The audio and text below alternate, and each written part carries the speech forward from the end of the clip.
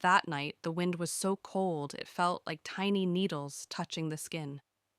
Jojo sat on the backyard fence, his orange fur glowing under the moonlight. He kept hearing soft cries. Pultu quickly ran out, his tail wagging but his eyes alert. Together, they followed the sound and found 3 tiny kittens hiding under the old wooden bench, shivering, hungry, and scared. Jojo slowly stepped forward, purring gently to calm them. Pultu lay down beside them to give warmth. For the first time, the kittens stopped shaking. Jojo looked at Pultu and meowed softly as if saying, "We can't leave them here." Pultu barked once, his way of agreeing. They guided the kittens to the porch, where warm blankets waited. That night, Jojo and Pultu didn't sleep. They stayed awake, watching the little babies breathe peacefully. A new mission began. No stray would ever feel alone again. Morning sunlight touched the porch, and the kittens slowly opened their eyes to the gentle smell of warm milk. Jojo stood guard on the railing while Pultu checked every corner of the yard. Jojo knew this was not enough. They needed something bigger, something soft, warm, and protected, something like a real home. So he gathered all the backyard cats, Vanilla, Oreo, Chocolate, Waffle, and even the shy gray one who always watched from far. Hita, Pultu barked to call a meeting. All of them sat in a circle like a real team. Jojo used his paw to draw in the dirt, a rectangle with little boxes inside. Pultu added a paw print next to it. It was their blueprint for a shelter. The cats meowed in excitement. They all agreed to help. From that day, every cat brought something: leaves, soft grass, tiny sticks, and even flowers. Jojo felt proud. Their dream home was beginning. The backyard was full of excitement.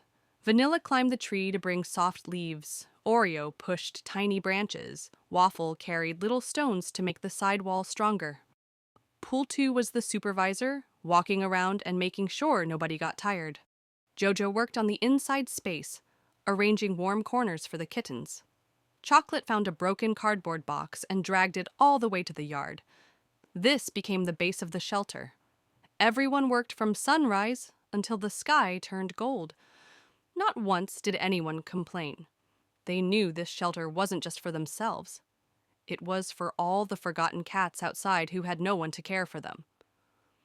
When the first walls stood up, Pultu barked proudly. Jojo placed a small flower on top. It wasn't finished yet, but the heart of the shelter was already alive. That evening, the wind picked up again and Jojo's heart tightened. He knew other cats might be struggling somewhere. So Pultu led the rescue mission. They walked through the neighborhood quietly. Near the corner street, they found 2 older cats. Thin, dirty, eyes tired from life. Pultu approached slowly, tail low and friendly. Jojo gave a soft purr to show safety. At first, the cats hesitated, but then one stepped forward, pressing his head against Jojo's shoulder. The other climbed onto Pultu's back, exhausted. They returned home together. When they reached the shelter, Vanilla and Oreo opened space, offering the warmest corner. The rescued cats curled up, finally able to rest.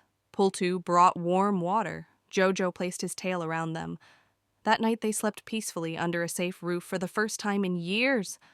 A new sunrise painted the sky in soft orange, Jojo's color. The shelter was now complete. Soft leaves inside, strong walls, flowers around the entrance, and warm blankets arranged by everyone.